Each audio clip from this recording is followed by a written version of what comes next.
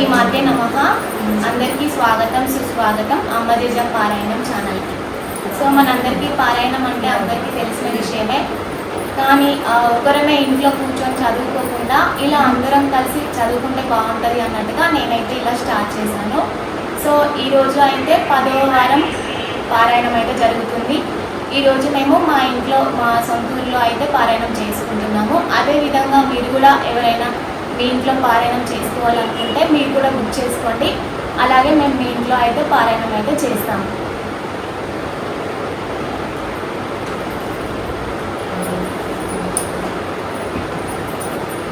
శుక్లాం వరదరం విష్ణుం శశివర్ణం చతుర్భుజం ప్రసన్నవదనం ధ్యాయేత్ సర్వవిఘ్నోపశాంతయే. అగాజన పద్మార్కం గజాననమః అనేకదంతం భక్తానాం ఏకదంతం ఉపాస్మహే.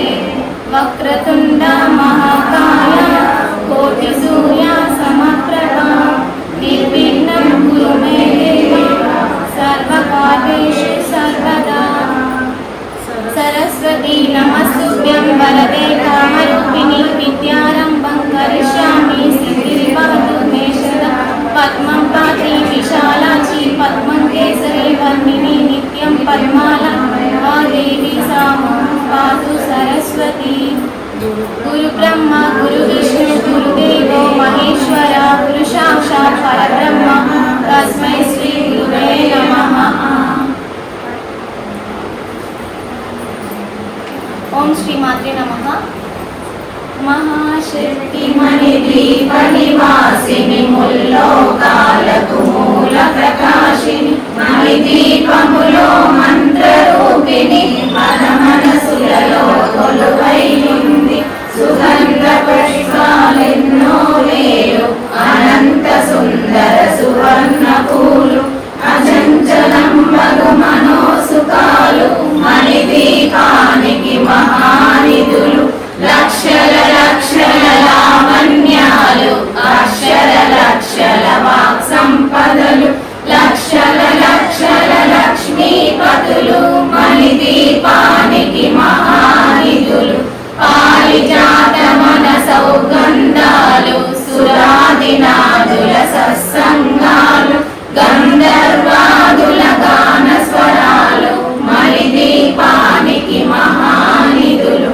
భువనేశ్వరి సంకల్పమే జయించే మణిదీపము దేవదేవుల నివాసము అది మనకు కైవల్యము. పద్మరాగములు సువర్ణమనులు పడియామడల పొడవున గలవు మధుర మధుర మగు చందన సుధలు మణిదీపానికి మహానిధులు. 64 కలామ తల్లులు వరాలను సగే 16 శక్తులు పరిహారముతో పంచబ్రహ్మలు మణిదీపానికి మహానిధులు.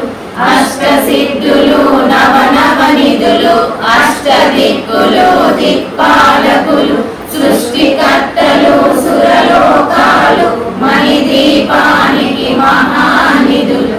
కోటి సూర్యుల ప్రచండ కాంతులు కోటి చంద్రుల చల్లని వెలుగు కోటి తారకల వెలుగు జలుగులు మణిదీపానికి మహానిధులు.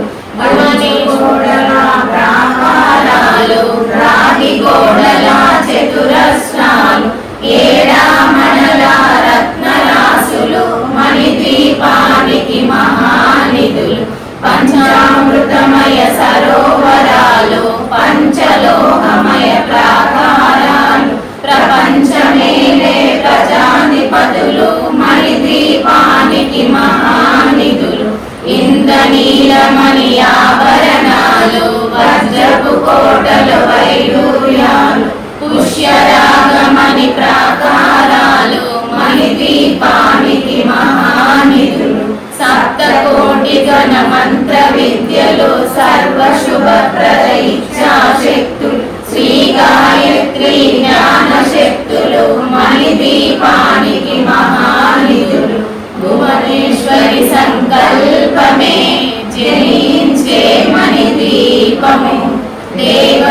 దేవుల నివాసము, అది మనకు కైవల్యము.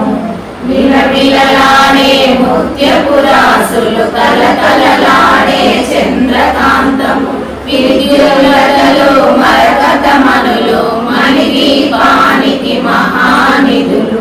కుబేర ఇంద్ర వరుణ దేవులు, శుభాలను సగే అగ్నివాయువు. భూమి గణపతి పరివారములు, మణిదీపానికి మహానిధులు. భక్తి జ్ఞాన వైరాగ్య సిద్ధులు, పంచభూతములు పంచశక్తులు. సప్త ఋషులు నవగ్రహాలు, మణిదీపానికి మహానిధులు. కస్తూరి మల్లిక కుందవనాలు, సూర్యకాంతి శిల మహాగ్రహాలు. ఆరు ఋతువులు చతుర్వేదాలు, మణిదీపానికి మహానిధులు. గంటిని శక్తి సేవలు, కాళికరాలి సేనాపతులు. 32 మహాశక్తులు, మణిదీపానికి మహానిధులు. సువర్ణ రచిత సుందర గిరులు, అనంతదేవి పరిచారకులు.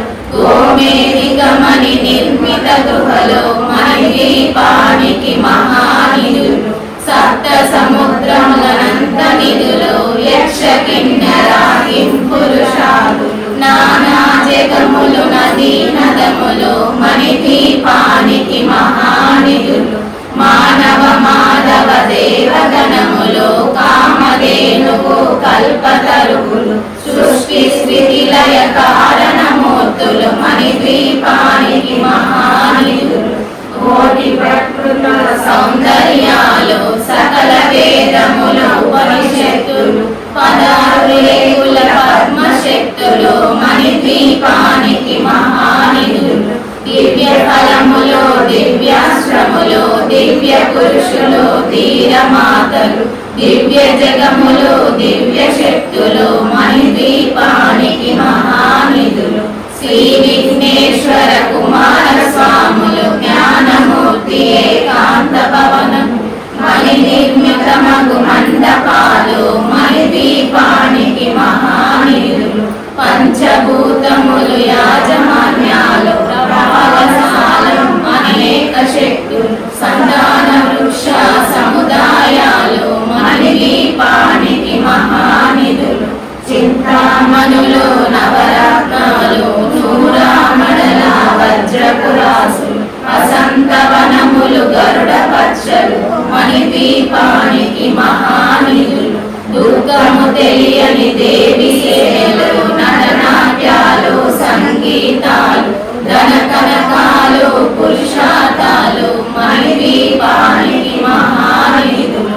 14 లోకాలన్నిటిపైన సర్వలోకమనులోకము గలదు. సర్వలోకమే ఈ మణిదీపము, సర్వేశ్వరి కది శాశ్వత స్థానం. చింతామణుల మందిరమందు, పంచబ్రహ్మల మంచము పైన. మహాదేవుడు భువనేశ్వరితో నివసిస్తాడు మణిదీపములో. మణిగణ సచిత ఆభరణాలు, చింతామణి పరమేశ్వరి దాచి. సౌందర్యానికి సౌందర్యముగా అగుపడుతుంది మణిదీపములో. పరదేవతను నిత్యము కొలచి మనసర్పించి అర్చించినచు, అపారధనము సంపదలిచ్చి మణిదీపేశ్వరి దీవిస్తుంది. పరదేవతను నిత్యము కొలచి మనసర్పించి అర్చించినచు, అపారధనము సంపదలిచ్చి మణిదీపేశ్వరి దీవిస్తుంది. నూతన గృహములు కట్టిన వారు, మణిదీపవర్ణన 9 సార్లు చదివిన చాలు అంతా శుభమే. అష్ట సంపదల తులతూగేరు. నూతన గృహములు కట్టిన వారు, మణిదీపవర్ణన 9 సార్లు చదివిన చాలు అంతా శుభమే. అష్ట సంపదల తులతూగేరు. శివకవిశేశ్వరి శ్రీచక్రేశ్వరి, మణిదీపవర్ణన చదివిన చోట తిష్ట వేసుకొని కూర్చొనునంట. కోటి శుభాలను సమకూర్చునట. శివకవిశ్వరి సంకల్పమే చెలి